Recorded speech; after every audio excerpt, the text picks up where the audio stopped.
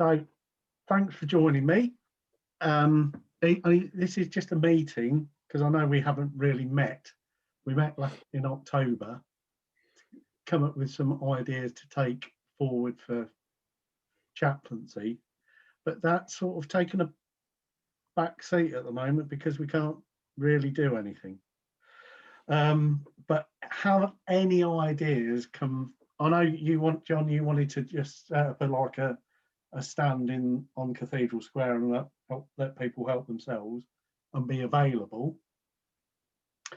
What about you, Carlo? Anything?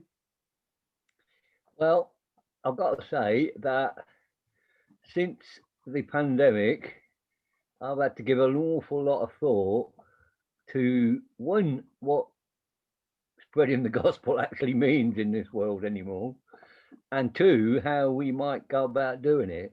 So I thought I'd start off with the simpler of the two.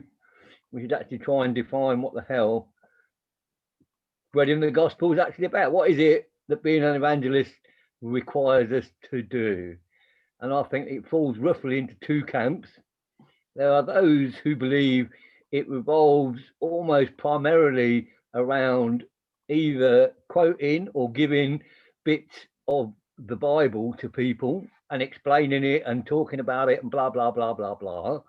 And there are others who believe that we should follow a more direct lead from Jesus, because he didn't actually do much speaking from scripture in his parables and stuff like that. He just went out and loved people. Now, that's the one. The one, Carlo. That is, I've got to say that if you go out and love the whole universe, the next question is, in what way are we different from anybody else that loves the universe? Now, I have to say up front that when we love people, it's an affront or it's an adjunct to being able to use what we do as the bridge to explain to them why we do it. So loving people per se is the demonstration of God's love, but we need to mention Jesus. We need to tell them about redemption at some point. No, one without the other. Love part, Carlo, you've got to tell them that it's God that loves them. That's it. God loves them, and that's the key. It's God loves them. You know, that whatever they've done, whoever they are, God loves them. Whatever situation they're in, God loves them. But I think it's a bit more, for me, it's a bit more nuanced than that. Like, for instance, I didn't really start off with my heart working in the garden house. You know I didn't. But I have to say that after a lot of prayer and a lot of thinking about it, ultimately, in this world now, we have to take evangelism where we find it. Not wait until we can do some evangelizing, because otherwise, who knows? It might be a month, it might be 6 months, it might be 10 years. We might never be able to go out and touch people again. So you've got to do it where you are. Yeah, and evangelism only works if you have an evangelist and you have an audience. We can't go to many of our audiences because they're off limits and are shut. We certainly ain't going to get invited into their homes at this precise moment or anytime soon. That leaves us with a very small number of places where we can operate to show God's love and to explain how and why we are doing this and what it means for them. So places like the garden house have now started to mean slightly different things to me, because if I don't operate out of that garden house, I have no audience. And an evangelist with no audience, it's nothing. You know, God already knows his story. We already know our story. We need them. Can I jump in? Because that was my idea. I took to Stephen was, okay, we're restricted in meeting personally. How about if we are online? And I basically, the answer I got back only last week was we've got at least 5 social 5 pages on social platforms, Facebook and alike, which means we are online, but he wants to bring it all together, I think, He wants to make it more workable instead of here, there, and everywhere, which is okay. But my point to him was that if the chaplain, if you remember the old Facebook page Chris had, and it was called Friday at the Pub or at the Drapers, it actually put a profile out there that attracted people to see what we're doing, but it is a way of keeping a profile and the word out there. I know what you're saying, Carlo, that we've got to take it where we can, and you're right. Yeah. Can I just ask a question? Are we talking about what we think the future of evangelism is, or are we talking about what the Light Project thinks We're under the evangelism is? Well, we're under the umbrella of the Light Project, so we have to work according to how they want us to work. I would disagree with that. But no. We are under the umbrella of the Light Project, but I work for God. Yes. Right? So yes. If they told me that I can't be an evangelist, for instance, I'm not saying they will, but I would have to disagree and go, well, actually, I think God's told me something different. So we'll agree to disagree and I'll go my own way. But no, but that's what I'm also going to say. Don't necessarily label yourself as an evangelist. As a Christian, everybody should be telling everybody the good news. That is true. That is true. Not a full-on, you aren't a evangelist. You're a Christian. You should be telling everybody. No, but you can do it wherever you are. Different conversation. And we all come to this because we have some things in common. But there are plenty of Christians who believe that evangelist is a gifting from God, and it's not to do with them, but it's to do with special people, and it's to do with the pastors and the clergy and all that malarkey. We're beyond that because we've had that conversation. We know that it's not right. But I think that having Zoom and Facebook type platforms without it being built on the back of real conversations with real people has something missing. Now, if we were still going into Drapers on a Friday morning, I would say, yes, let's follow it up with somewhere where people can have a conversation or whatever, or ask questions on a Facebook page or whatever. But if we're not going in anywhere and we're not talking to people as individuals, I think it loses something. One of the good things about that I find for the Garden House is that every day I'm exposed to possibly 10 or 20 new people that might give me an opportunity to talk about my faith, why I believe things, why I get strength in certain situations that they can't find, and maybe try and weave that into a conversation with them. I also get an untold number of people who work at the Garden House, some of whom are Christian, but not all of them are. So there is another audience, and I get loads of people from housing or whatever. I don't know whether they're Christians or not. So it's a Can I just make a point there, Carlo? Yeah. You're working on home ground, and that's a big difference. You can do what you want and say what you want there. You can't do that anywhere else, like any of the pubs, because we're controlled. Yeah, that's right. And upsetting their clientele. You're in charge in the Garden House, and it's your home ground. You can set the rules. Within we can set the rules, but it's a Light Project facility to minister to people, pray for people. In fact, every person that comes into the Garden House could be prayed for. Staff, guests, everybody.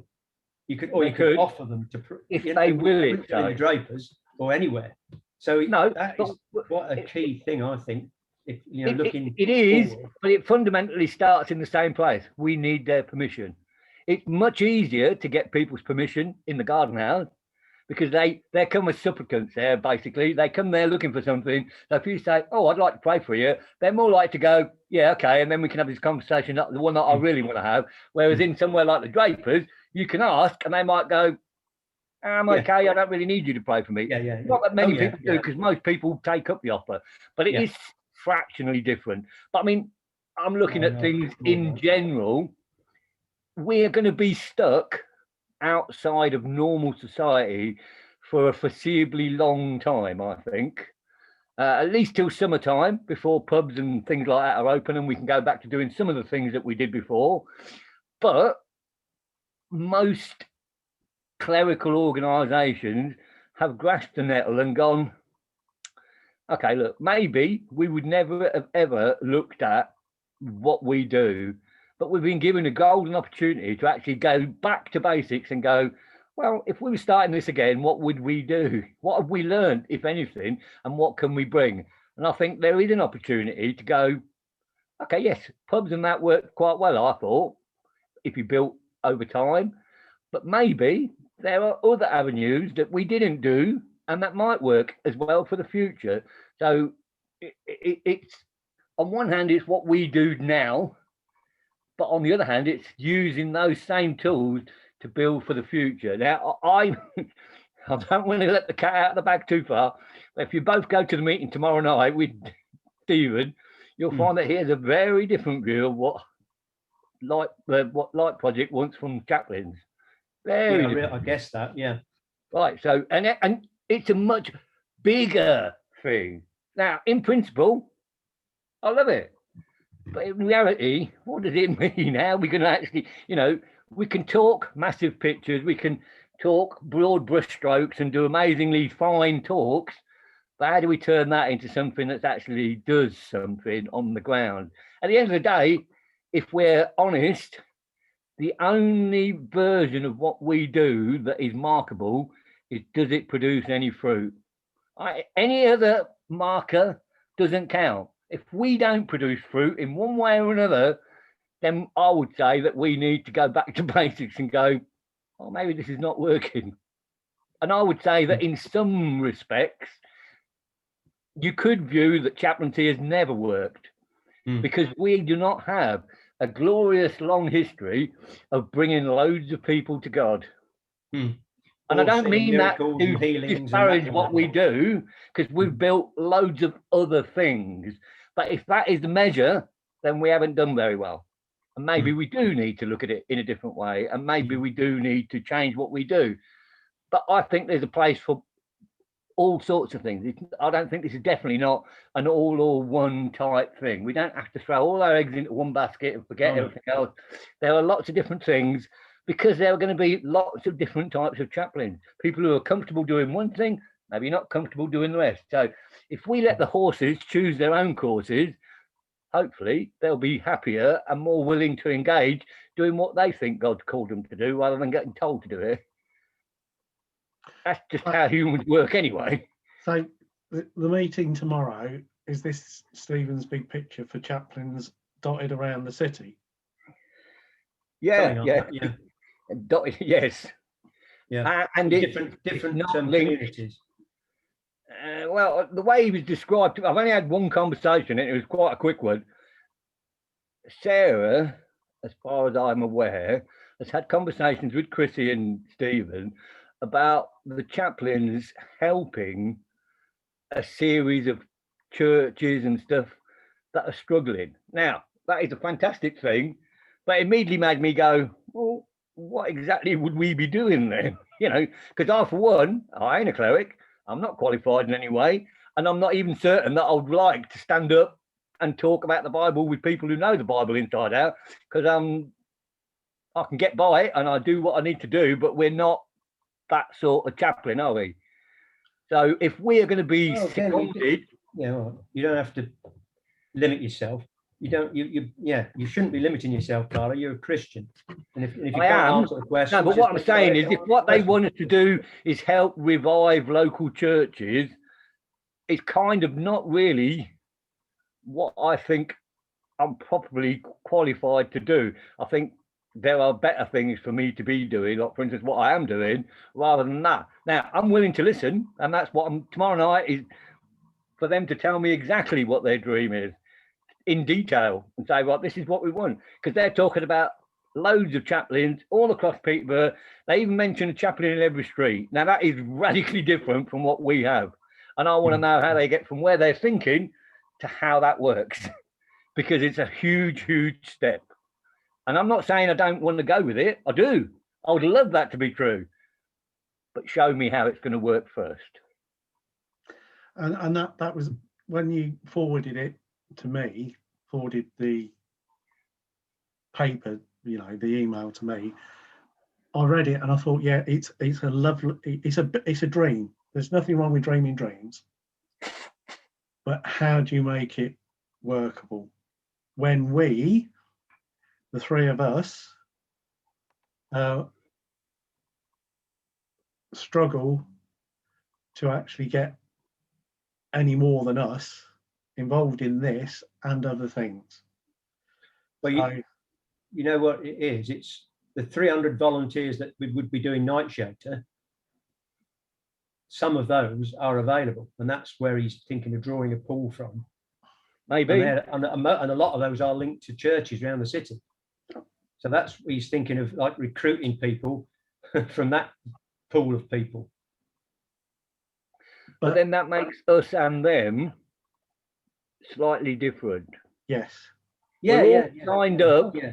to do a form of God's work, but how that work is, I'm kind of guessing that most of us would not think too much if we regularly had to serve food to homeless people, because we think, whatever reason, that God's called us to talk to people about the gospel.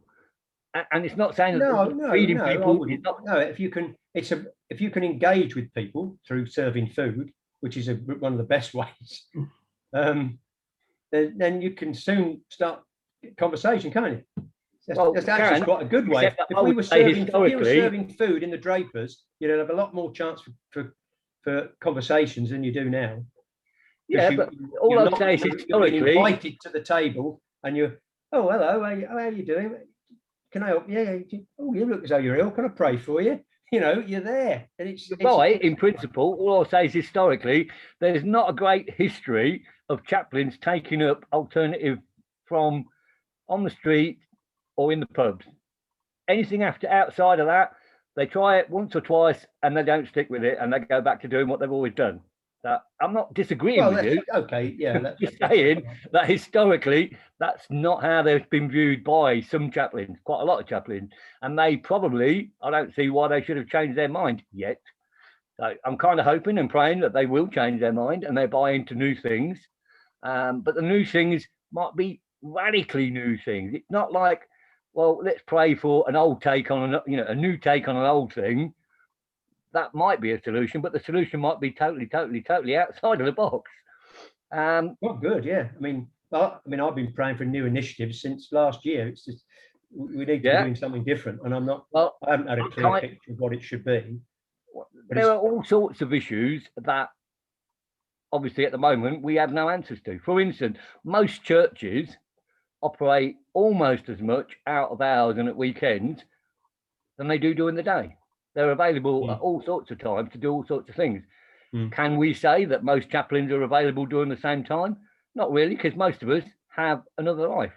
We fit in. The reason why Friday morning fitted in, because that was the morning, or that was the time that most of us had available. But we can't run Chris's dream on just a Friday morning. She wants us to be loose, to be able to go and do this, go there, talk this, whatever it is. Now, I'm not saying that's not practical.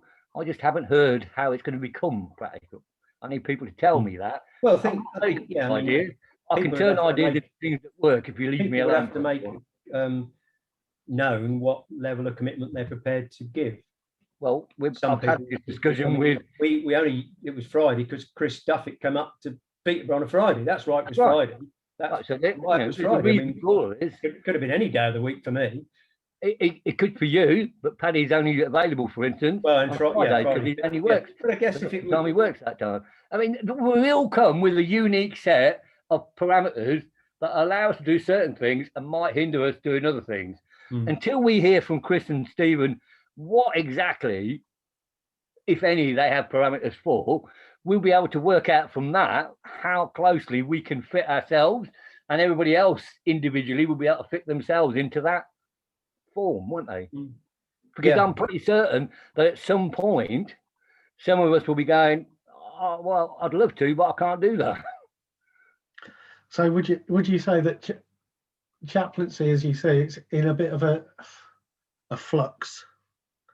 It's in a state of flux, or is it Well, you could argue that chaplaincy is always in a state of flux. Yeah, but I Nothing mean, in the world, nothing in the there's- kingdom stays the same except that God's sovereign. That's the only thing. Everything else is changeable.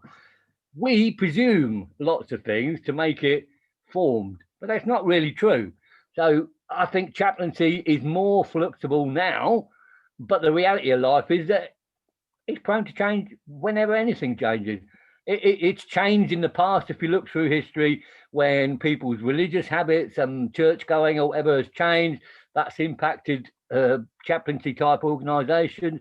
How the world views things, pandemics, wars, they all influence how chaplaincy works. This is just the latest in a long line of things that have got in the way. And we learn to live with it, operate within it. In a way, it's the story of the church working through different forms of persecution or whatever, written smaller, but it's the same sort of thing. Things get in the way of the church operating and the kingdom being formed, and we find ways of getting around and keeping the thing going and keeping the boat floating. And we have successful times and not so successful times. I mean, the periods when there was great, when people came in droves and went to tents and stuff like that, they ain't always been like that. There's been periods when that's so noticeable, and they're almost followed by periods when there's nobody wants to come to God at all. And to me, that is no different than if you read the story of Israel. There are periods when they're super keen for God, and other times when they're quite happy dancing around the maypole and praising Baal or doing whatever they're doing. It comes and goes. That's human nature until Jesus comes down and we have the kingdom of God firmly established. Then everything will be different. In between, then it comes and goes. We can only do the best we can do, fight the good fight in our little bit. But certainly, I believe that the kingdom of God and God's love is only it's only the shadow of it is only as big as the shadow we cast for God on earth. So if we don't do anything, the shadow's tiny. If we do loads, the shadow can be huge. It's our choice because God's given us all the gifts. So we choose to either do what he told us to do or not. And hopefully more people will choose to than don't. But that's a flexible, changeable thing too. He told us there are going to be loads and loads of harvest, just not enough people to come and go and get it. And that ain't changed, is it? So we basically, we wait and see what tomorrow brings. Tomorrow's in terms of what Light Project does, yes, because I have no more idea than what I've just laid out to you. Yeah. And that quick 1 page, well, half a page synopsis that Steve sent out. But well, there is one key thing, Carlo. There is a key thing. I believe Chrissy now is the volunteer coordinator. She is. So she's taken on that role. Are lumped in with because we're volunteers, we're not staff, so we fall into the volunteer thing. So technically, I'm a nobody. I've always been a nobody. I know that it's not a problem, but we're not an autonomous group anymore. We belong to Chrissy and the volunteer group. We have a specific. Well, that's so. Yeah, we need to get that explained, what her role is exactly, and if how active she's going to be in overseeing the chaplaincy side of it. I mean, if she's looking to grow the chaplaincy, the volunteers could be, well, if it's all the pool of 300 or so and us, what is her role going to be? Well, yeah, exactly. That's a new dynamic as well. But this is highly confidential, and it's just me literally speaking to you from my heart. I know what the answer to that question is. Our role is whatever they tell us that role is, because that's Chrissy and Steve's way of doing things. And that will change when it needs to change. And I don't believe that we will be driving it any more than we've driven anything really within chaplaincy since Steve's been the CEO. Now, I'm not having a go at him because he needs to sort it, needs to organise and put hierarchy in place, and he has done. But chaplaincy will not be like it has been. It will be a very different beast. we might recognise some of the aspects of it. We might even recognise some of the people, but chaplaincy will not. It's not even going to be called that anymore. We're not going to be city centre chaplains. We're going to be something like chaplains of hope or whatever. Yeah. Which has a Yeah. very Well, that's different- not a bad thing. But yeah, not a bad thing. It is, but I do have a problem because I feel that I don't want to just walk away from the pubs and stuff where we've built 4, 5, 6 years of relationships with people. That is totally against what I started doing it for. I don't believe that their needs got any less. If anything, their needs got worse. That's not a good time for us just to go, actually, we found something else to do. Thanks, bye. If Well, we no, can well, okay. I mean, so there could still be a role for that, doing that exactly the same thing as you were doing before. You could continue doing that when the pubs are open again. You could just go back in and do exactly that and carry on. Well, that's why I said people will fit themselves in best where they feel they fit in once we understand what the bigger picture is. Because there might be things that you come along and you go, you know what, I've been waiting just for that initiative to come along. And I can really buy into that. That's where my future lies. And there might be people who go, I don't understand that at all. No, I'm pretty certain that unless there's a huge change, Jess and Raquel and possibly even Pat when she's feeling better, they will prefer to go wandering the streets and literally talk to people face to face. Now, I appreciate that we can't do that now, but we have to believe that at some point in our lives, we will be able to do that. And I can't see that they will have changed that much. Now, in the meantime, they might want to do something else, but I'm kind of guessing that will be where they, in an ideal world, that's where they'd like to replace themselves. All I'm saying is, I don't want to choose anything until I've been given the full range of options. And if there are really good things that I think, you know what, that really, really speaks to my heart, that's what God has been talking to me about, then that's maybe what I want to do. But at this present moment in time, I can't think of anything else that I'm not already doing that grips me the way that God has said, no, I want you to go and talk to people in places like the garden house, like the pubs. That's what I feel he's called me to do. So if that's still an opportunity, then, fine. Have you just upgraded the meeting? No.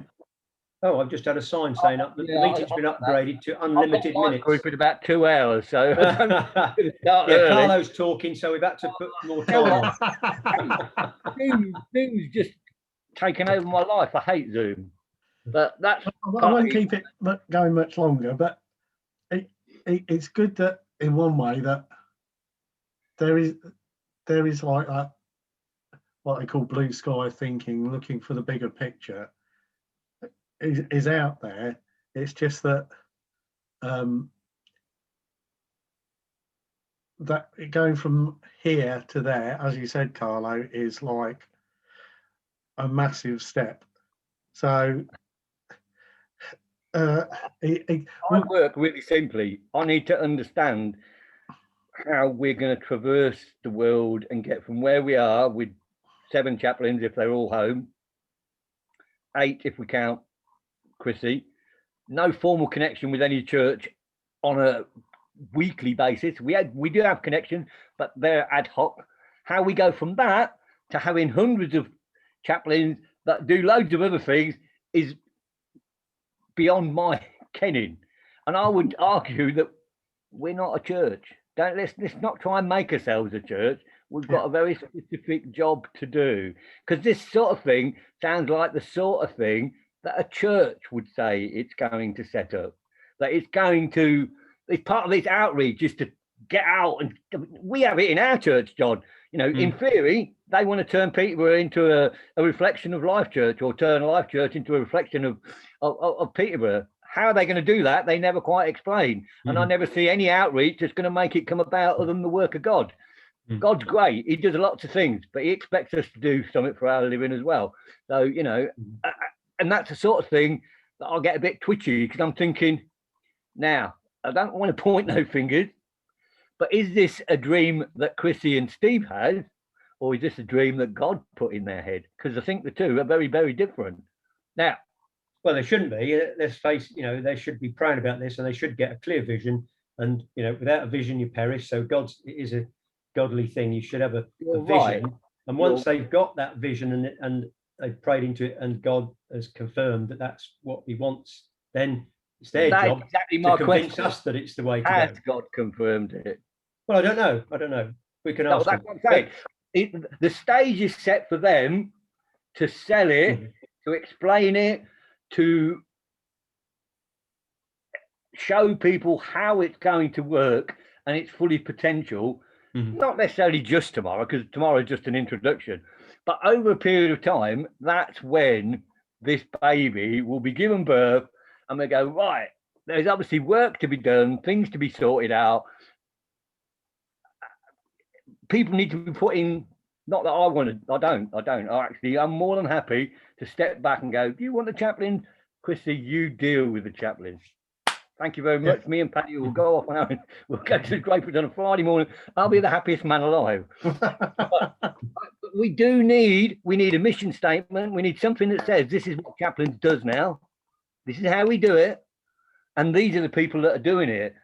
And he talks about training sessions. Really?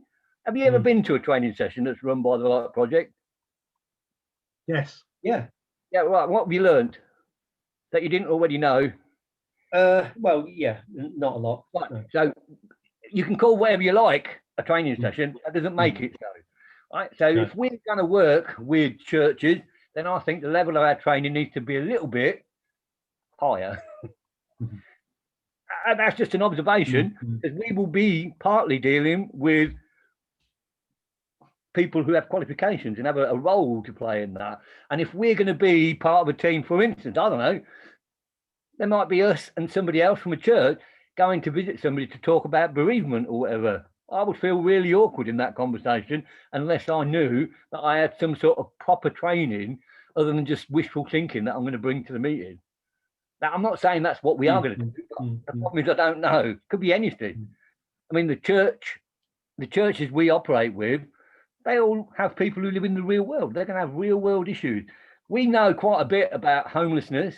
We know quite a bit about substance abuse, simply because most of us have had some sort of life that's touched it, or we've worked through the garden house that touches it. But things like bereavement, things like illness, unless we've had it in our own lives, it's not something that I feel particularly qualified to talk to others about and support them, other than the very simple act of one Christian supporting another. But I kind of guess that if you go to see your cleric, you kind of expect a little bit more than that, because that's what. Which church are you in? Take your car to the garage. You expect the garage Carlo. to know a bit more about it than you do. If you went to any of our leadership, you'd be struggling to get anything. Let's face it. Well, no. Well, on that note, I'm going to stop recording. We can keep talking. Yeah.